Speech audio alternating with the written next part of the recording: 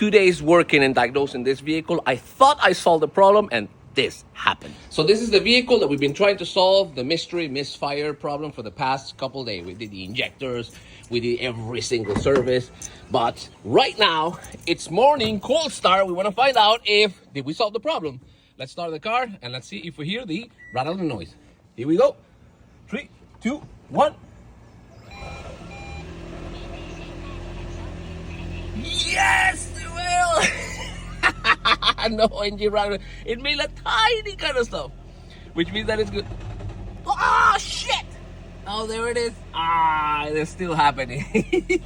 Yes, the customer was actually telling me, Jose, I've done absolutely everything and no one can get rid of this stupid misfire. Unfortunately, as you guys saw in our last video, the internal combustion engine in this vehicle, the piston rings has suffered because the cylinder has scratched as hell. So of course, the compression is kind of low. So